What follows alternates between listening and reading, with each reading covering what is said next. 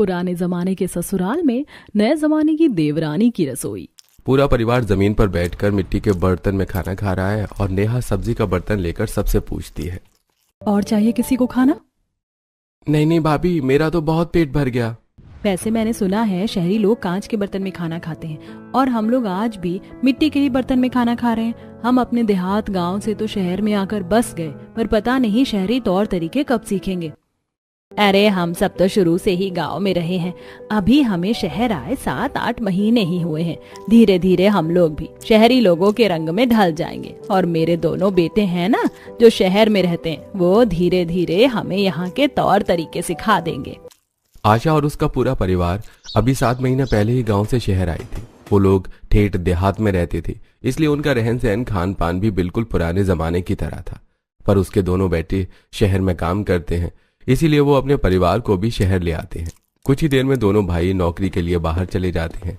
इसके बाद नेहा कचरा लेकर घर के बाहर एक कोने में फेंकने लगती है। तभी उनके पास घर के उनकी एक पड़ोसन सुमित्रा हाथों में डस्टबिन लिए गुजर रही होती है, जो ये देखकर बोलती है, अरे तुम गांव के जाहिल गवार अभी भी पुराने जमाने के तौर तरीके से ही जिंदगी जी रहे हो। भला अब घर के बाहर कौन कोने में कूड़ा जमा करके रखता है? घर में रसोई में मेरी तरह डस्टबिन नहीं लाकर रख सकते? गंदगी करके खुद भी बीमार पड़ेंगे और दूसरों को भी करोगे। माफ करना, मैं अपने पति को बोलूंगी, अब से हम भी अपनी रसोई में और घर के बाहर एक कूड़ादान रखेंगे। इतना बोलकर सुमित्रा कूड़ा लेकर कूड़े गाड़ी में डाल देती है और नेहा भी सारा कूड़ा पन्नी में भरकर कूड़े की गाड़ी में डालकर अंदर आती है। इसी तरह कुछ दिन बीत जाते हैं और एक शाम आशा अपनी सास कल्याणी के साथ सूखी लकड़ी लेकर आ रही होती है। माँ जी, गाँव में तो हम खेत जाते थे और सूखे पत्ते लकड़ियाँ ऐसे ही ले आते थे, पर यहाँ तो सूखी लकड़ी भी खरीदनी पड़ती है। वो तो अच्छा था कि यहाँ आते हुए हमने एक लकड़ी की दुकान देख ली, वरना खाना बनाना मुश्किल हो जाता है। तुम वही हो ना जो अभी नई नई यहाँ शिफ्ट हुई हो? मुझे समझ नहीं आ रहा, तुम सास बहू लकड़ियाँ क्यों खरीद कर घर ले जा रही हो? अरे बेटा, अगर लकड़ी खरीद कर घर नहीं ले जाएंगे तो खाना कैसे बनेगा? क्या खाना बनाने के लिए आप सूखी लकड़ी का इस्तेमाल करते हैं? इसका मतलब आपकी रसोई भी पुराने जमाने की है। बताओ जरा, इंडक्शन के जमाने पर मिट्टी का चूल्हा। आशा और कल्याणी की पड़ोसन उनका मजाक बनाने लगती हैं। दोनों सास बहू अब मुंह बनाकर अपने घर आती हैं और सूखी लकड़ियां रसोई में रखती हैं और फिर नेहा खाना बनाना शुरू करती है। क्या हुआ माँ जी, दादी जी, आप दोनों गुस्से में लग रही हैं? सब ठीक तो है? हम पुराने जमाने के, हमारी रसोई पुराने जमाने की, हमें तो मिट्टी के चूल्हे के अलावा और कुछ जलाना आता नहीं। शायद इसीलिए यहाँ के लोग हमारा मजाक उड़ा रहे हैं।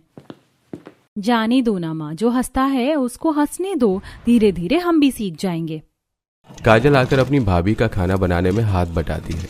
जहाँ नेहा चक्की में चावल पीसती है तो वहीं सिलबट्टे पर काजल चटनी बनाती है और अपने पुराने जमाने की रसोई में काम करते हुए नेहा को अपने गांव की रसोई याद आती है। जहां वो चूल्हे पर खाना बना रही थी, वहीं पड़ोसन निशा छाछ बना रही थी। आज तो मेरे हाथों में काफी दर्द हो रहा है, अभी छाछ भी निकालनी है। क्या हुआ भाभी, हाथों में दर्द है? मेरे घर में तो छाछ निकालने के लिए कुछ है ही नहीं। अब मैं आपके घर में आकर रोज छाछ निकाल रही हूँ तो आपका भी निकाल ही दूंगी। तभी हंसों से सब्जी काटते काजल कहती है, देख रही हो भाभी, निशा हमेशा यहाँ अपना छाछ निकालने आती है, पर हमेशा हमारी मदद करके जाती है। नेहा ये सब कुछ सोच रही होती है कि तभी खांसते हुए रसोई में आशा आती है। बहू आज क्या बना रही है? पूरे घर में छौंक लग रहा है। माँ जी, ये लकड़ियाँ सही से सूखी नहीं है, जिस वजह से इतना धुआं हो रहा है और थोड़ा सा छौंक भी जल गया है इन गीली लकड़ियों को जलाने की वजह से। पूरी रसोई में धुआं भर जाता है। नेहा रसोई की खिड़की खोल देती है और जैसे ही सारा धुआं बाहर जाता है, उनकी पड़ोसन शांति उनके घर आती है। अरे बहन, तुम्हारे घर में आग लग गई है क्या? तुम्हारे घर की रसोई से तो बड़ा ही धुआं निकल रहा है। आंटी जी, हमारे घर में मिट्टी का चूल्हा है ना, इसीलिए जब भी माँ खाना बनाती है इसी तरह पूरी रसोई धुएं से भर जाती है। बहन, यहाँ आए हुए तुम्हें 7-8 महीने हो चुके हैं, अब तो कम से कम घर में गैस सिलेंडर ले आओ। तुमसे तो अच्छे गाँव के लोग हैं। शांति भी पुराने जमाने की रसोई देखकर उन्हें ताने देकर चली जाती है। कुछ ही देर बाद पूरा परिवार मिट्टी के बर्तन पर जमीन पर बैठकर खाना खा रहा था और तभी दिवाकर सुप्रिया के बारे में अपने परिवार को बताता है। माँ, पापा, मुझे आप लोगों से कुछ बात करनी थी। मैं सुप्रिया नाम की लड़की को पसंद करता हूँ। दिवाकर बेटा, हमें अच्छा लग रहा है कि तू आज इतनी बड़ी कंपनी में काम कर रहा है और हम लोगों को गांव देहात से शहर में लेकर आया, पर हम शहर आकर अपने संस्कार नहीं भूल सकते, इसलिए हम तेरा प्रेम विवाह नहीं कराएंगे। आप लोग शहर तो आ गए पर खुद को बदलना ही नहीं चाहते। न सिर्फ आप लोगों की पुराने जमाने की रसोई है, बल्कि आप लोग खुद ही पुराने जमाने के हैं। दिवाकर सबसे नाराज होकर खाने से उठकर चला जाता है। इसी तरह कुछ दिन बीत जाते हैं और शोभा के बेटे की लव मैरिज होती है। और जब शोभा अपनी बहू का गृह प्रवेश करवा रही होती है तो नेहा का पूरा परिवार उनका गृह प्रवेश देखता है। माँ जी, हमें दिवाकर का प्रेम विवाह करवा देना चाहिए। देखिए ना, हमें शहर आए इतना समय हो गया है, पर आज भी हमारी रसोई पुराने जमाने की है। नए जमाने की बहू आएगी तो क्या पता हमारी रसोई भी नए जमाने की हो जाए और यहाँ के लोग हम पर हंसना बंद कर दे और हम भी कुछ सीख जाएं। माँ, अब दुनिया बदल रही है।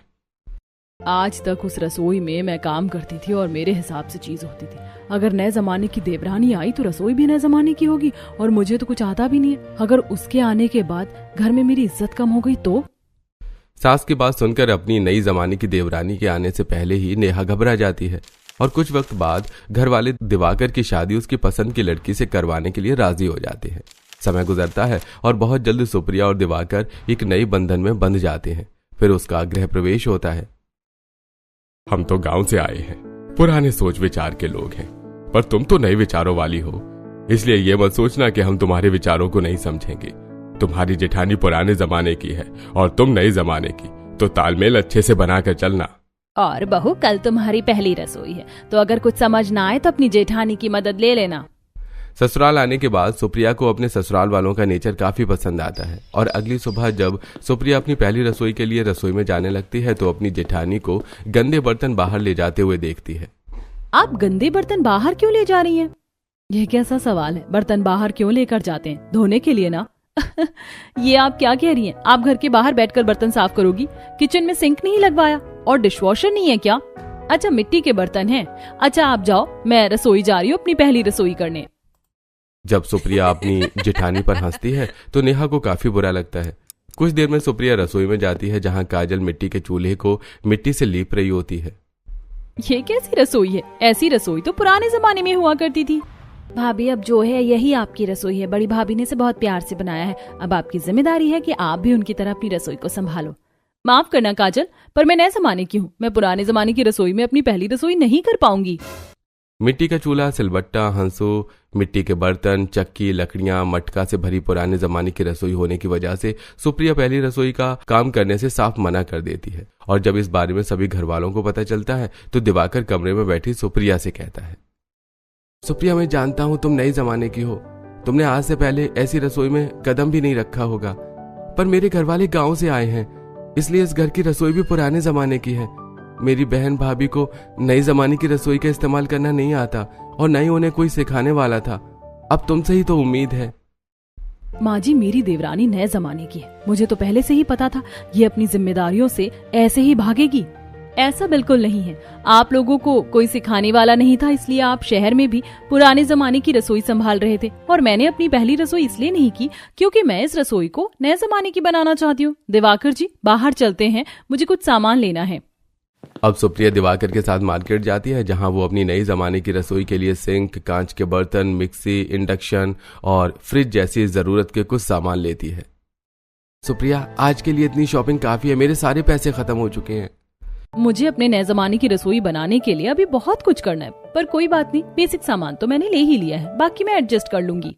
इतना बोलकर सुप्रिया और दिवाकर कुछ शॉपिंग करके घर आते हैं। साथ ही सुप्रिया एक मिस्त्री को बुलाती है और रसोई में सिंक लगवाती है और मटका हटाकर फ्रिज में सारा खाने का सामान रखती है। अरे अरे, ये क्या कर रही हो? बोतल में पानी भर के क्यों रख रही हो? मटके का ठंडा पानी तो है और सारी सब्जियां भी तुम फ्रिज में रख रही हो। अगर सब्जी खराब हो गई तो? फ्रिज खाना खराब नहीं करता, बल्कि खराब होने से बचाता है, इसलिए बचा हुआ खाना भी अब से फ्रिज में रखना। इतना बोलकर सुप्रिया अपनी जेठानी को चाकू, चॉपिंग बोर्ड सब्जी काटने के लिए देती है। मैं इंडक्शन पर खाना बना रही हूँ, आप सब्जी काट लीजिए। आज से पहले नेहा ने कभी चाकू और चॉपिंग बोर्ड पर सब्जी नहीं काटी थी, इसलिए वो गलत तरीके से सब्जी काटती है। ये क्या कर रही हो जेठानी जी? ऐसे तो आपका हाथ कट जाएगा। आप रहने दो, मैं खुद सब्जी काट लूंगी। पुराने जमाने की रसोई को नए जमाने की रसोई में बदलने में तो मुझे काफी समय लग जाएगा। सुप्रिया अपनी जेठानी को हटाकर अब खुद सब्जी काटती है और नेहा उसे देखती है। कुछ ही देर में सुप्रिया कुछ मसाले मिक्सी में पीसती है। ये क्या घटिया सामान उठाकर ले आई हो, मेरे तो कान के पर्दे ही फट जाएंगे। ये घटिया नहीं, बहुत काम की चीज है, धीरे धीरे समझ में आएगा। सुप्रिया मसाले पीसने के बाद जूस बनाती है और पूरा परिवार आज पहली बार मिट्टी के बर्तन में न खाकर कांच के बर्तन में खाना खाता है, और वो भी डाइनिंग टेबल पर। मुझे तो पता ही था मेरी नए जमाने की चाची आएंगी तो आते ही हम सबको बदल देंगी। अब कोई हमारा मजाक नहीं बना सकता। बहू, तुम नहीं जानती, पर पहली बार हम कांच के बर्तन में खाना खा रहे हैं। अब लग रहा है हम भी नए जमाने के हैं। मेरी इस नए जमाने की देवरानी ने आते ही मेरी पुराने जमाने की रसोई को बदलना भी शुरू कर दिया, और इसकी रसोई तो मेरी रसोई से अच्छी लग रही है। शायद इसीलिए तो उसने आते ही सबका दिल जीत लिया। पूरा परिवार सुप्रिया की पहली रसोई से काफी खुश होता है, पर नेहा अंदर ही अंदर सुप्रिया से चिढ़ने लगती है। ऐसे ही एक दिन लिविंग हॉल में खाट पर बैठे अनिल। सुप्रिया, उस दिन तुम कह रही थी कि अभी भी हमारी रसोई पूरी तरह से नए जमाने की नहीं हुई है। अगर तुम्हें अब भी रसोई के लिए कुछ चाहिए हो तो ले आना। सच में जेठ जी, अब तो मैं सबसे पहले toaster, pressure cooker, pizza cutter, सब्जी कटर जैसी चीज लेकर आऊंगी। उनके बिना बड़ी मुश्किल होती है, पर सबसे पहले ये खाट हटाकर सोफे लाऊंगी। इस तरह अनिल इस बार अपनी आधी सैलरी अपनी बीवी को न देकर सुप्रिया को देता है। ये देखकर नेहा को बहुत गुस्सा आता है। वहीं देवरानी ऑनलाइन ऑर्डर करके सोफे मंगवाती है और उन्हें लिविंग हॉल में सेट करती है। कुछ ही देर में दिवाकर घर आता है और सुप्रिया काजल और अपने पति के साथ शॉपिंग करने के लिए बाहर जाती है। तभी उसकी एक पड़ोसन रास्ते में उसे रोकते हुए कहती है, बहू, तुम तो नए जमाने की हो। अब लग रहा है तुम्हारी जेठानी की पुराने जमाने की रसोई नए जमाने की बनेगी। बनेगी नहीं आंटी जी, बन गई। हमें कोई बताने और सिखाने वाला नहीं था, पर अब मेरी भाभी आ गई है ना, कुछ महीनों बाद देखना हमारी रसोई। इतना बोलकर काजल अपने भैया भाभी के साथ दुकान जाती है, जहां वो लोग electronics, toaster, pressure cooker, microwave जैसे कुछ सामान घर लेकर आते हैं। अगर मैं ये माइक्रोवेव इधर रख दूंगी तो टोस्टर के लिए स्विच बोर्ड नहीं होगा। मैं अभी बिजली वाले को बुलाती हूँ। अगर यहाँ जगह नहीं है तो जबरदस्ती जगह बनाने की जरूरत नहीं है। तुमने तो धीरे धीरे मिट्टी का चूल्हा, मिट्टी के बर्तन, मेरी चक्की, सिलबट्टा सब हटा दिया। अगर मुझे कभी खाना बनाना हो तो मैं कैसे बनाऊंगी? दीदी, घर में ये सारी इलेक्ट्रॉनिक चीज क्यों ला रही हूँ और क्यों आपको सिखा रही हूँ? ताकि आप फिर से पहले की तरह मिट्टी का चूल्हा चलाओ। खाना बनाने में आपको परेशानी हो? अरे इसमें आप आधे घंटे में खाना बना सकती हैं। अपने पुराने जमाने की बदलती रसोई देखकर नेहा को बहुत गुस्सा आता है, पर पूरा परिवार काफी खुश होता है। कुछ ही देर में मिस्त्री आकर कुछ नए स्विच बोर्ड लगाकर चले जाते हैं, और अब नेहा सभी के लिए रसोई में खड़ी होकर पिज्जा, सैंडविच जैसा नाश्ता बनाती है। ये तो पिज्जा है ना चाची, पर आपने तो पिज्जा काटा ही नहीं, मैं खाऊंगा कैसे? राजू, अब पिज्जा काटने के लिए हमारे पास पिज्जा कटर है ना। सुप्रिया पिज्जा कटर लेकर पिज्जा की कटिंग करती है और सभी घर वालों को खाना देती है। एक बार फिर सुप्रिया की काफी तारीफ होती है। ये देखकर नेहा चिढ़ते हुए अपने पति से धीरे से बोलती है, क्या जरूरत थी तुम्हें पैसे देने की? देख रहे हो, मेरी नए जमाने की देवरानी ने आकर मुझसे मेरी पुराने जमाने की रसोई छीन ली और आपने उसका साथ दिया। तो क्या हो गया नेहा, ये तो अच्छी बात है। नेहा अपने पति से शिकायत करती है, पर अनिल नेहा की बातों पर ध्यान नहीं देता। इसी तरह कुछ दिन बीत जाते हैं और एक शाम अनिल और दिवाकर सुप्रिया के कहने पर हैंड ब्लेंडर, डोसा बनाने वाली मशीन और चिमनी लेकर आते हैं। अरे तुम दोनों ये क्या लेकर आ गए? हमारी तो समझ से बाहर है। घर में क्या क्या हो रहा है, मुझे तो कुछ समझ नहीं आ रहा। दिवाकर जी, आप तो कह रहे थे कि आपको रसोई के बारे में कुछ नहीं पता, पर आप तो सारा सामान लेकर आ गए जो मैंने आपसे मंगवाया था। अब जल्दी से मिस्त्री को बुलाओ, ये सारा सामान मुझे रसोई में अच्छे से सेट करना है। सुप्रिया सारा सामान रसोई में लेकर जाती है और बहुत जल्द इस तरह सुप्रिया धीरे धीरे पुराने जमाने की रसोई को नई जमाने की रसोई में बदल देती है। और एक दिन जब पूरा परिवार रसोई में आता है तो वहां जहां कदम रखते हैं वहां की लाइट अपने आप जल जाती है। साथ ही फ्रिज पर हाथ लगते ही फ्रिज ऑटोमेटिक खुल जाता है। ये सब देखकर पूरा परिवार काफी हैरान होता है। माँ, ये सब कुछ तो बिल्कुल जादू जैसा हो रहा है ना। अब समझ में आया हम कितने पीछे थे। हम तो 21वीं सदी में होकर 16वीं सदी में थे, तभी सब हम पर हंसते थे। माँ जी, काजल, जेठानी जी, ये सब्जी बनाने वाली machine, pressure cooker, toaster, oven, microwave, fridge, dish washer, sink, इन सभी का इस्तेमाल करना बहुत आसान है। और अभी मैंने फ्रिज में पासवर्ड नहीं लगाया, इसलिए टच करते ही खुल गया। क्या फ्रिज में भी पासवर्ड? बहू, ये सब तू अपनी नंद और जेठानी को सिखा। हमारी तो अब उम्र हो गई है, ये सब हमारे काम का नहीं। घर वालों के कहने पर सुप्रिया अब अपनी जेठानी को रसोई में रखी सारी टेक्नोलॉजी चीज का इस्तेमाल करना सिखाती है, पर नेहा ध्यान नहीं देती। दीदी, आज मैं इडली और डोसा बनाने वाली हूँ। मैंने इडली तो रख दिया है बनने के लिए, आप इधर देखो डोसा कैसे बनता है। आपको कुछ नहीं करना, बस पेस्ट इस पर डालना है और डोसा अपने आप बन जाएगा।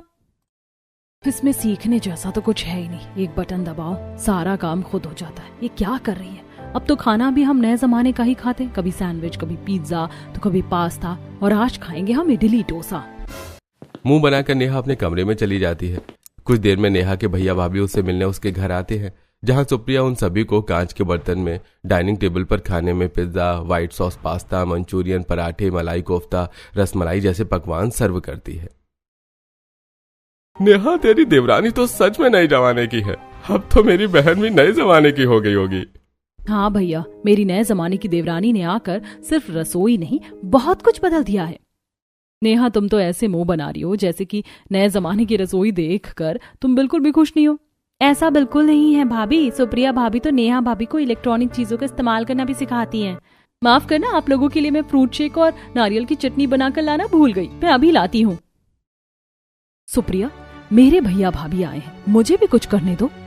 मेरे भैया भाभी को यही दिखाना चाहती थी ना कि इसे ही सब आता है। इन मशीनों का इस्तेमाल करना कोई मुश्किल नहीं है और आज मैं इसे दिखा दूंगी।